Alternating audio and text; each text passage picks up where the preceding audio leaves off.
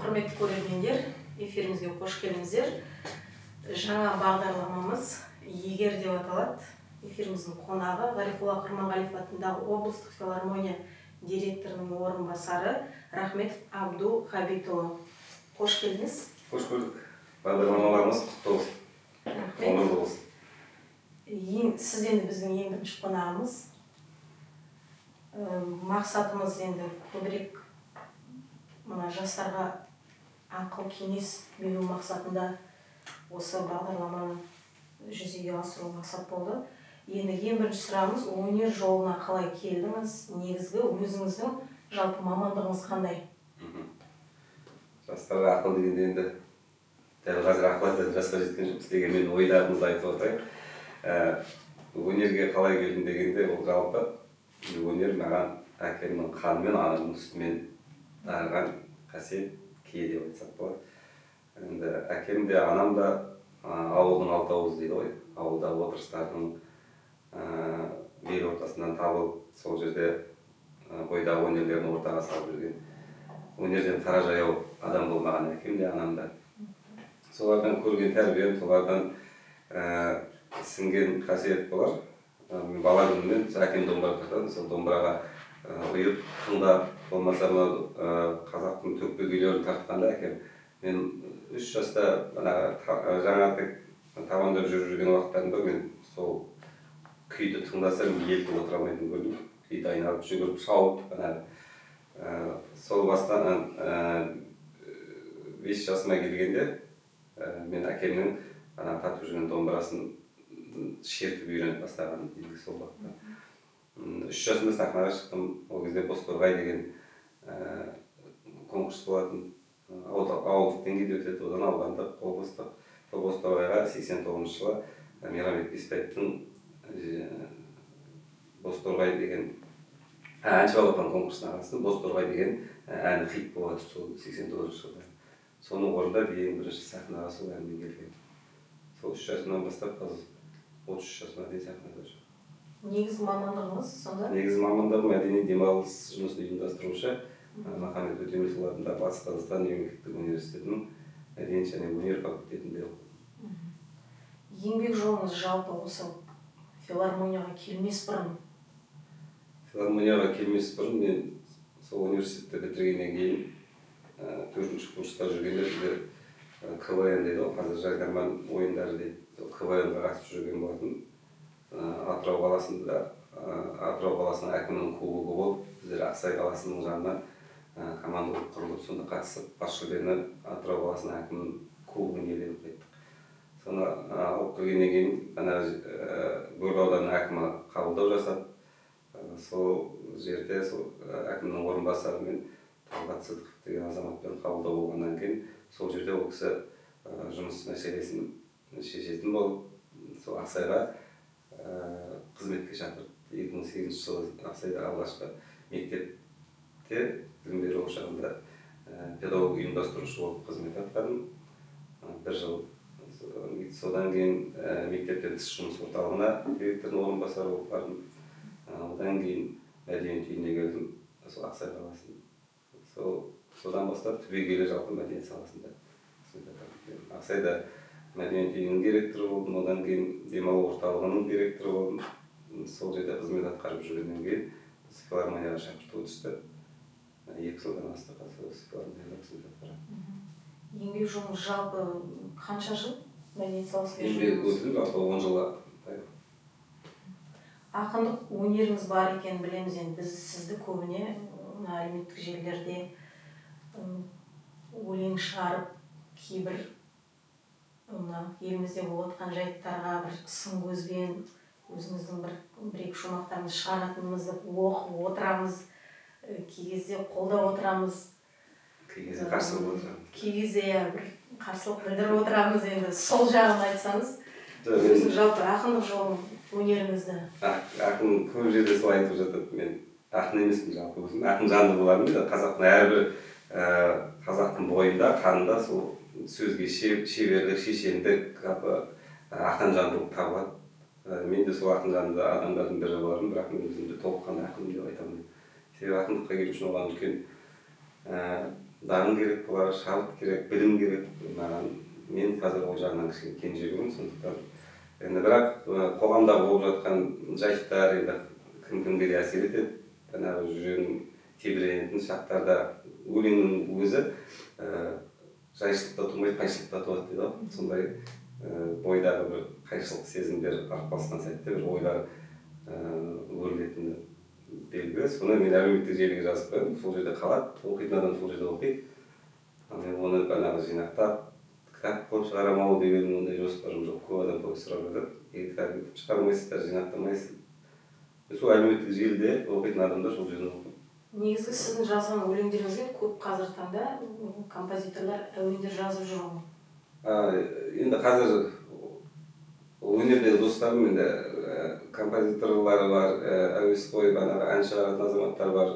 Кейде қолқа салады, тақырыпқа байланысты, мерекелерге байланысты, кейде ортақ дүниелер шығарады деп қолқа салғанда, енді оларға әнге сөз жазатын бар. Қазір енді 10 шақты әнге жазылған болар сөздері. Ол тек осы облыс деңгейінде орындалып жүр. Рахмет.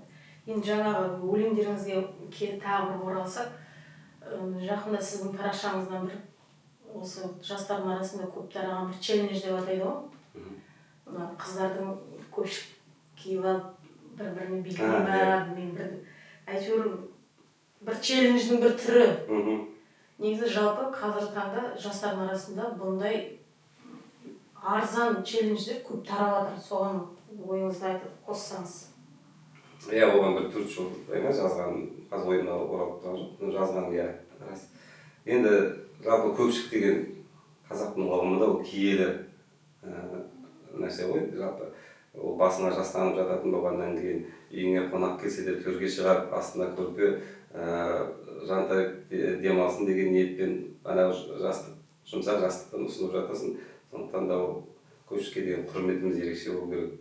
Қазір сол мына челлендж енді қазақтың арасында емес, ол жалпы әлемде тараған челлендж екен де. Содан кейін зерттеп қарасам. Басқа ұлттардың менталитеті, ойлау өрісі мүмкін көпшілікке деген құрметі ондай деңгейде болмас. Енді біздің қазақ үшін жалпы көпшілікке құрмет болу керек. Сондықтан сол челленджді жалғастырып жатқан қаракөз қарындастарымызға кішкене сабақ болсын, ой болсын деген ниетпен жазған болатын.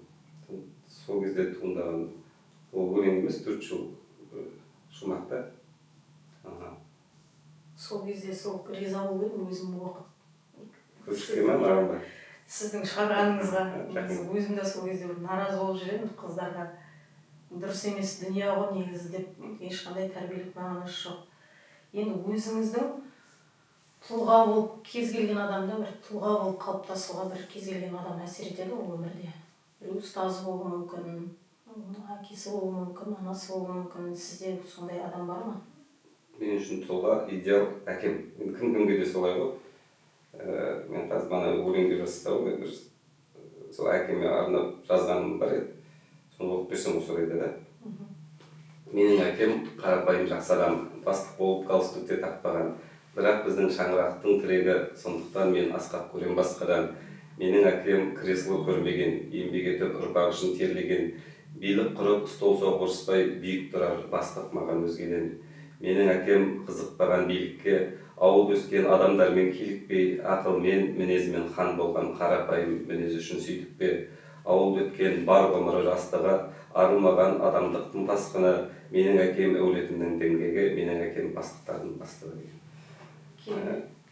Мен бағана айтайын деп отқан, енді әрбір бала, әрбір азамат енді әкесінің идеал көреді, әкесінен көргенін, білгенін үйреніп, соны болашақ өміріне айдынға түсерде әкесінің ақылын жанына серік ететіні білгені бар.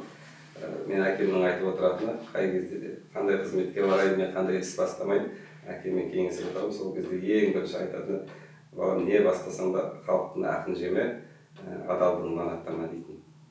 Сол сөзі мен бала күнімнен бастап, ол ең осы мәдениетте жүруіме бірден бір қарсы болған кісі де сол кісі болатын. Бір жыл ауылда болдым, мектеп бітіргеннен кейін, бір айтып көрдім демекші отырмыз. Мектеп бітіргеннен кейін мен әкем мәдениетке барып еді, ол кісі түбегейлі қарсы болды. Сен мәдениетке барсаң, мәдениеттің адамдары кішкелер. Ол кездегі заманның түсінігі солай болды. ішіп кетесің деген сияқты. Соның енді әкемнің батасын алмағасын, әкеңнің сөзінен аттап сен ешқайда бара алмайсың. Сондықтан көнуге тура келді, бір жыл ауылда болдым, ауылда ана қораның баласы болдым былайша айтқанда. Содан бір жыл өткеннен кейін сол жылы енді студенттермен кездесу деген болады мектепте. Сыныптас бірге оқыған құрбым, досым мында спорт клубта оқыды. Сол мектепте жүргенде ол тап енді 10-да оқыған жоқ, былай 3 күн оқыды дейді ғой. Сондай жігіт болды да, сол келіп мектепте студенттермен кездесу жасағанда сол кісі ана актовый залдың төрінде отыр. Мен актовый залдың баяғы жағында отырмын. Сосын ана көріністі көріп, ішінде намыс оянып, сосын сол күні кеште әкеме келіп айтқан болатынмын. Әкеме биыл енді өзімнің қалаған мамандығыма оқуға түсемін, мен де студент болғым келеді. Мен де осындай кездесулерде қатысқым келеді деп. Сол кеште сосын әкем батасын берді. Келесі жылы енді өзінің жанынан қалаған мәдениет болса сол мәдениетке, өнерге барды. Енді мәдениетпен біте қайнасып жұмыс істеп жүргеніңізге 10 жылдың жүзі болды. Қазіргі өнер адамдарының деңгейін немен өлшейсіз? Өнер адамдарының деңгейі ең бірінші адамгершілікке, өнер адам емес, жалпы адамзат пенденің деңгейі адамгершілікпен өлшенеді. Біріншіден, екіншіден талантымен. Ал қазіргі енді өнерде жүрген үлкен буын өкілдері бар, жас буын өкілдері бар. Салыстырмалы түрде қарағанда қазіргі біздің жас буынға не жетпейді? Жас буынға қазір ізденіс жетпейді. Еріншектік басым жас буында. Енді бәріне бірдей топырақ шашпаймыз, дегенмен кейбір жанып тұрған таланты бар, фактура дейді, сахнаның адамы болып жаратылған жігіттерді, қыздарды көресің. Бірақ сол енді ел аузында тез тараған әндерді, тойламалақта айтылатын, дәл өзінің бойындағы талантын, болмаса дауыс деңгейін, шеберлігін көрсететін дүниелерге бармайды да. Жеңіл репертуар таңдағанда да кейде сондай қадамдар жасалады. Сол кезде білгенімді тыңдайтындарына айтып жүреміз. Енді қызметіміз сондай болғаннан кейін жалпы осындай жағынан кішкене жастарымыздың арасында бар, еріншектік бар. Кейбір жастар бар, бана айттым ғой, барлығын топырақ шашпен ізденіс танытып жатқанда жаңа әндер шығаруға, жергілікті ақын композиторлармен жұмыстанып, өздерінің болмаса авторлық әндерін жарыққа шығарып талпынып жатқан, мынау ағымнан қалып қоймаймыз деп, заман талабының, заман сұранысына сай еңбек қылып жатқан жастарымыз да бар, қуантады, Аллаға шүкір. Енді өмірде кез келген адам қателесуі мүмкін, жаңылысуы мүмкін. Айтады ғой, ақымақтық жасап, ақылды болдым деген. Соған ойыңызды айтсаңыз. Тікелей маған қатысты мүлдеп болып енді ақымақтық жасап, әр нәрсе енді сабақпен келеді ғой, енді ол ақымақтық емес болар, мүмкін енді ол біліп тұрып істемейді ғой, қай адамда қателігін болғаннан кейін барып сан соғып қалып жатамыз, бәрі істеп қалып жатамыз. Осы жерде былай еткенде деп іштей өкініп жатамыз. Соның барлығы енді өткеннен кейін бар ол ақымақтық болып көрінеді. Сол сынақтан сабақ алып, сен болашақта жоспарыңды, болашақта өміріңді сол сынақтарды, қателіктерді қайталамауға тырысасың. Бірақ енді жалпы өмірде де көп адамдар сондай қателіктерін, қазір енді әлеуметтік желі бар, болмаса кітаптардан да оқысаң жеке адамның өмірімен құралған кітаптар көбейіп кетті ғой қазір енді. Солардың барлығында да адам әрбір үлкен жетістікке, биік деңгейге шыққаны ол сол ең бірінші қателіктерден басталады. Үлкен шыңға шығу үшін сен қателікке көп кезігесің, көп сүрінесің, көп құлайсың, ал оның барлығынан жігерің сынып, құмдай езіліп, уатылып, егер азаматтығыңды жоғалтатын болсаң, ол сенің ешқандай жетістікке жетуіңе жеткізбейді. Сондықтан әр сынақтан сабақ аласың, әр сынақтан бойыңа жігер жинайсың, қуат аласың. Өмірдің өзі сондай сынақтан болады. Бірақ енді барлығына бірдей ақымақтық деп қарауға болмайтын бар енді. Бірақ түсінсе, соның өзі бір сен түсінбей оның өзі қателіктің өзі түсіндіреді ғой саған. Егер сен түсінбейтін болсаң, онда сен сол қателіктің жолында кететін адамсың. Өзіңді дұрыстамайсың. Ана сол жақсы адам жаман адам деп жатады ғой, енді жаман адам болмайды дейді. Соның барлығы ана жақсылыққа жету үшін сол жамандықты жеңу керек, қиындықты жеңу керек, содан сабақ алу керек. Ал егер одан жете алмай, ана жаман адам тырнақшаның ішіндегі жаман адамдардың қатарында қалатын болсаң, сен сол ақымақтыққа жеңілген адам болып қаласың. Менің ойым солай. Жаман адам өмірде болмайды, бірақ кейбір адамдарда болады, рухани әлсіз, рухани бай адамдар болады. Сол қалай білесіз, рухани бай адамдар кімдер, рухани әлсіздер кімдер? Рухани бай адамдар деген рух деген ішкі жан дүние ғой. Ал жан дүниенің құлпы, кілті иманында. Сондықтан иманы берік адам рухани бай адам. Көзі ашық көкірек ояу дейді ғой. Қазір енді көкірек ашық көзі ояу адам заманда, бірақ көзі ашық көкірек ояу адамдар, рухани бай адамдар ең діңгегі имандылықтар деп білемін. Енді мына қазіргі таңда білмеймін, бұрыннан келе жатыр ма, қазақтың жігіттеріне мына карантин кезінде әсіресе көп байқадым. Әлеуметтік желілерде аудиозапистар, әртүрлі видеолар түсіру, жаңағыдай қайтадан челленджге оралайық, шаштарын қырып тастау, соны әлеуметтік желіге салып бір сән көру. Соның ішінде байқап тұрсақ, көбіне қазақтың жігіттері жүретін. Сонда қазіргі таңда сұрақ, біздің қазақтың жігіттеріне не жетпейді? Не жетпейді жаңағы баяғы сол жаңағы рухани байлық пен рухани әлсіздік қой. Не себеп? Олай енді заманға, или болмаса қазақтың жігіттеріне ашып тастауға болмайды енді. Қазақтың жігіттері қазір осы заманда осы қоғамды ұстап отырған. Қай заманда да болған болар енді, ол қай заманның қай дәуірінде осал тұстары болды ғой. 3000 жылдық тарихы бар Қытайдың өзінде де әлі күнге дейін проблема бар. Біздің тәуелсіздігімізді алып, бірақ енді оған да арқаны кеңге салуға болмайды. Тәуелсіздігімізді алғанымызға да ширек ғасырдан асты. Қазақ болып, ел болып қалыптасқанымызға. Енді бана шаш алдыру деп жатсыздар, оның барлығы енді қоғамға. Шашты бұрыннан алып келдік қой, жаз болған отпускіге шыққанда алып тастайды кейбір жігіттерді. Соны жаңағыдай шаш, енді еркектердің шаш алғаны қыз балалардың төсін ашқанына қарағанда шүкір ғой.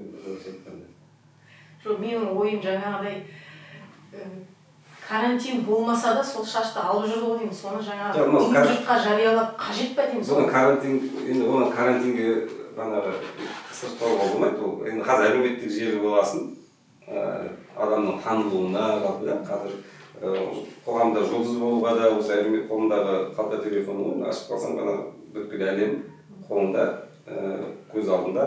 Сол себеп сол бана карантинде отырғасын, үйде отырғасын адамның барлығы шынымен осы әлеуметтік желілерді пайдаланды. Енді үйден шығуға болмайды, тәртіп барлығымызға бірдей, қоғамнан кішкене үйге қарай шеттетіліп үйде отырдық. Үйде отырғаннан кейін төрт бөлмеге қамалып отырған адам не істейді?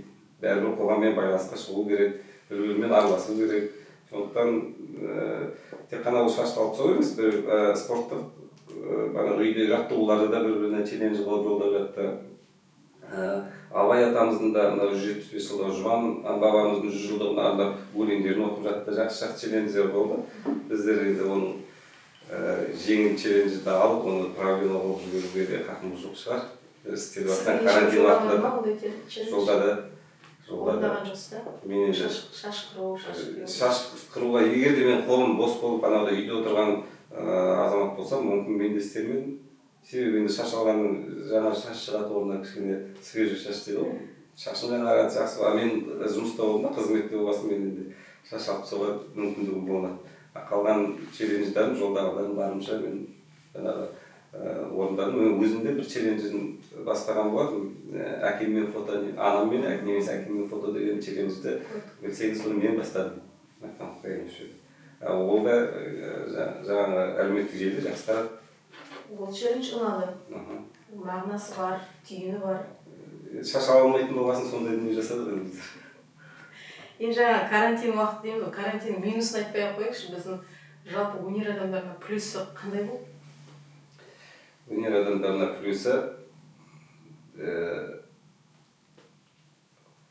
эфирге көп шықты ғой біздің өнер адамдарымыз.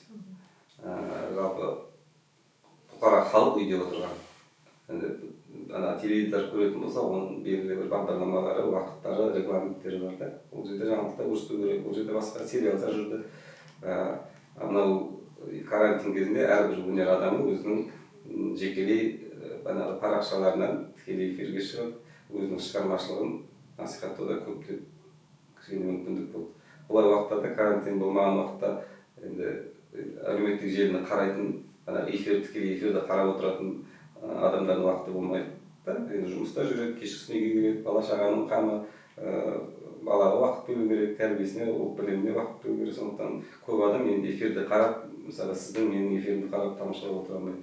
Карантин кезінде біздің жалпы өнер жұлдыздарынан бастап республикалық деңгейде жүрген облыс, ауылдық деңгейдегі мәдениет қызметкерлерінің барлығы әлеуметтік желілер арқылы өздерінің шығармашылықтарын насихаттады. Бір жақсы жері осы болған болар деп ойлаймын. Қазіргі таңда ұжым арасында, өнер адамдарының арасында бәсекелестік қажет пе? Бәсекелестік қажет, қай заманда да бәсекелестік қажет. Ол тек өнер адамдар емес, жалпы қандай салада болмасын, бәсекелестік болмаса өсу, бәсекелестік болмаса өлім болмайды. Сондықтан бәсекелестік керек. Бірақ бәсекелес екенбіз деп, қайтып сол адамгершілікке кіріп, сол адамгершіліктің шекарасынан аттап кетуге болмайды. Өнер сатыла ма, бағалана ма? Өнер бағаланады. Бірақ кей кездерде сатылуға да кетіп жатқан бар қазір енді. Заманға артпасаймыз ғой біздер, бір осал жеріміз. Сатылу мен бағалануды шатастырып алған жоқпыз ба қазіргі таңда? Соған келе жатырмын.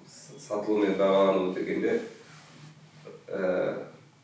өзіміз айтамыз, бірақ сатамыз. Тұрмысты сана билейді, қазір айтқанда тұрмысты сананы тұрмыс билейді. Тұрмыс деген ол күн көру. Күн көру үшін енді қазір өнер адамдары финанс тұрғыдан қарағанда енді кішкене қиындау олар, олардың әнді жаздыру бар, оларға айналымға шығу үшін клип түсіру керек, клипті түсіргеннен кейін оны айналымға беру үшін де қыруар ақша кетеді. Оның барлығына енді әншінің өзінің тұлғалық есімін қалыптастыру үшін көп капитал керек та, ол айналымға түсу үшін. Сондықтан да ол әншінің товары ғой, енді әні өзінің брендін қалыптастыру керек. Ол үшін көп әнші көп ақша жұмсайды да, оны қайтарымы болу керек. Сондықтан да ол шыққан, жойылған қаражатын белгілі бір деңгейде қайтару үшін өзінің бағасын қояды. Ал бағасын қойғаннан кейін бізде өнер адамына деген кішкене құрмет сол кезде азаяды. Мен сені сатып аламын, бағам осындай деген сияқты. Жалпы өнерге деген құрмет ол санадан көп. Өнер Тәңірдің берген дүниесі ол кез келген адамға бермейді. Сондықтан да кішкене өнер адамына құрметті бару керек. Өнерге деген, өнер адамына деген құрметіміз кішкене қазір мынау сатып аламыз деген деңгейге келіп қалып жатады. Мырза, сіздің актерлық шеберлігіңізді де білеміз. Көптеген спектакльдерде университет қабырғасында өзім көрдім, жаңа мұрагер театрында спектакльде, ең бірінші спектакльдің аты қалай еді? Айналайын ақ келін. Айналайын ақ келін деп ойнадыңыз да. Содан кейін сол еңбек жолыңызды Ақсай қаласында жалғастырдыңыз. Сол жөнінде айтып жіберсеңіз. Актер дегенде енді әуесқой ғой, ол кезде студентпіз. Қазақстан бойынша мен шатаспасам, сол кезде Қазақстанда болмаған студенттік театр. Бірінші. Иә. Марқұм Мейрам Естаевичтің бастамасы болды. Ол кезде мәдениет және өнер институтында оқитын студенттердің арасынан іріктеу, кастинг ұйымдастырды. Сол бірінші актерлардың труппасына алындық. Режиссеріміз Мұқан ағай, қазір Атырау қаласында, сол кісімен Айналайын ақ келін деген комедия сахналайтын болдық. Содан дайындықты бастадық, театрға келеміз, өзіміздің актер залда дайындық. Бір жұмадай ма дайындығымыз өтті. Ол кезде мен пәтерде тұрамыз, пәтергенде апал жездемнің үйінде тұрам. Ол кісілер Старый аэропортта 33-ші маршрут жүреді. Біздің дайындығымыз кеште басталады, 7-ден 10-ға дейін. Қыстың уақыты маршрут тоқтап қалды. Бір жұма далада жүру қиындық туды бізге. Біресе ана досымның үйінде, біресе мына досымның үйінде боласың. Сондықтан мен сол театрдан шығуыма тура келді. Үйдегі де қарсы болып, кеш жетіп жүретін боласың. Содан ұстаймына келіп ескертіп, режиссеріме ескертіп, сол кезде сол бағанағы топтан кеттім. Мен енді ары қарай жұмыс істей алмаймын. Содан мен орнына өзге басқа жігітті алды, олар жұмыстарын жалғастырды. бір айдың үстінде 2 айға жуық дайындық жұмыстарын жасап, афишалар шықты. Айналайын ақ келін тақырыбы алғаш рет студенттік театр мұрагер есімі, аты мұрагер деп қойып. бір жұма 10 шақты күн бұрын ба афиша берілді. Енді адамның ішінде қызғаныш болады ғой. Соны ойладым, осында мен шығатын едім ғой, егер кетпегенде деген өкініш, қызғаныш. Сосын күн санап жақындап келе жатып, бәріміз сол премьерін күтіп жүріп, көрермен ретінде күтіп жүріп, бір 5 күнде бір жұмадан аз ғана уақыт қалып, бір сағат отырсам, есік қағып шақырды, сізді деканатқа шақырып барсам, сол мұрагерліктің барлығы жиналып отыр да. 3 күн қалған. Сосын түсіндім шамасын, себебі енді естимін ғой, бір тоқан менің орныма келген баланың әжесі қайтыс болып, ол басқа рөлді ойнайтын бала, ауылға кетіп қалған, енді келе алмайды премьераға. Ол рөлді енді бастағанда менен адам жаттап та, енді сезініп төлеуге келген жоқ, 3 күннің ішінде кімді табады ол жерде. Сосын сол жердегі мұрагерлік достарымыз қолқа салып, осы рөлді алып шығу керек деп. 3 күннің ішінде бір спектакльдің сөзін жаттау, ол жерде рөлге ену, образға ену енді үлкен жұмыс. Сосын кешірім сұрап, егер мен қателік кетіп жатсам, алып шыға алмай жатсам, партнер дейді ғой, Арай қазір ОЦД-дағы режиссер Арайда менің партнерім болды. Кемпір, мен шалым рөлін ойнадым. Сол Арайға үлкен аманатты арқалап, мен сөзімді ұмытып қалған жағдайда суфлерім да сен боласың, партнерім да сен боласың деп 3 күннің ішінде сол рөлді ойнап шықтық. Бірақ жоғары деңгейде өте тамаша болды. Одан кейін 1-2 қойылымнан кейін біздер университет бітірдік, мұрагер кішкене сол кезде жұмыстары да сая берсе бастап, сол кезде актерлардың дипломдық жұмыстарын жазу керек болды, жұмыс кішкене сая берсе. Содан мен бітіріп Ақсайға кеттік, Ақсайда жүргенде осы мұрагерді дамыту қызығушылығым ашты да, сол драма, театр актер болған. Ақсайда соны ашам деп өзім жоспарлап, өзім мақсат қойып, Ақсайдағы өнерпаз жастардың басын қосып, Әсел Молдағалиева деген режиссермен бірлесіп, сол кісінің идеясы болып, сол кісіге айтып, ұсынысымды мен жағынан тек қолдаушы ретінде, актер ретінде театр аштық. Ол кісінің де бұрын театр үйірмесі болған екен, сол үйірменің түлектерімен. Сосын енді театр ашқаннан кейін атын қою керек, атқа келіп тоқталғанда мен ұсыныс білдіріп, сол студенттік мұрагер деген театр болған. Сол мұрагердің аты өшпесін, сол мұрагер деп қояды. Оларда қарсылық білдірмейсіз, Ақсайда мұрагер театрын аштық. Қазір 5 жыл болған үлкен театрға айналды. Қазір таңда жасап жатыр да? Олар жұмыстарын жасап жатыр. Өткен жылы республикалық мұрагер театрының 5 жылдығында конкурс фестиваль өткізді. Соның өздері бас жүлде. Құрамында жастар? Құрамында жастар, әуесқой, оқып келген актерлары жоқ. Барлығы сол ауылдың әншілері, мұғалімдері, тілшілері. Сөйтіп мұрагерді сол Ақсайдан бастап аштық. Бірақ қазір таңда біздің де Махамбет атындағы Батыс Қазақстан мемлекеттік университетінде сол мұрагер жұмысын жалғастырып жатыр деп естимін. Одан кейін де сол мұрагерліктердің қазіргі буындармен 1-2 кездестім. Олардың да жұмыстар жүргізіп жатқан бар. Нақты бүгінгі таңда енді білмеймін қандай деңгейде екенін. Хабарым үзіліп тұр енді. Сізден бір өлең шумақтарын сұраймыз, Абдол мырза. Қарайды. Әлеуметтік желілерден көптеген өлеңдеріңіз оқимыз, бірақ барлығын көбі бірдей оқи бермейтін болар.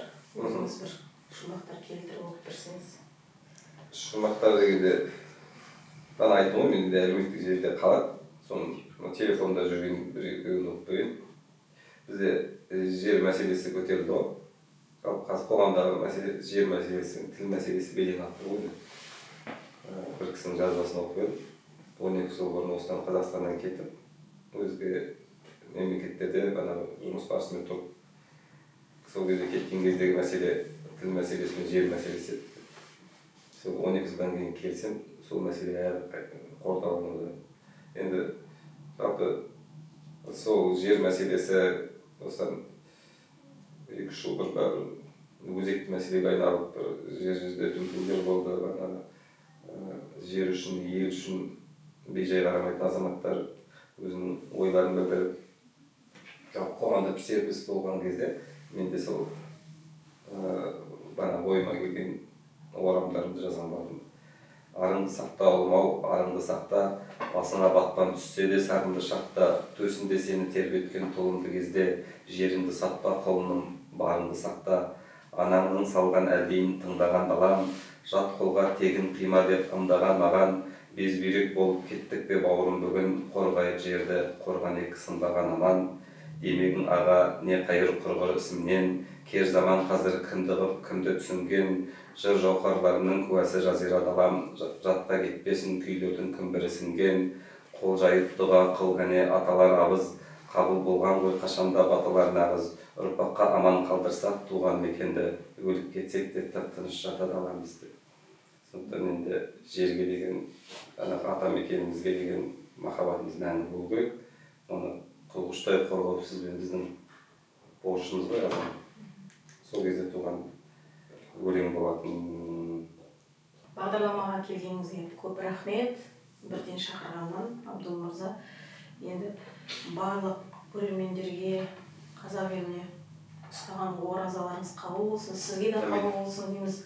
Енді бір-екі өзіңіздің жастар мәдениет үйіне тілегіңізді айтып жіберсеңіз, өнер ұжымына. Рахмет. Мына енді бастамасын алып жатқан Игер деген аты да интрига толы жүргізушінің өзі де сондай да келгенде жүрексініп келді екен.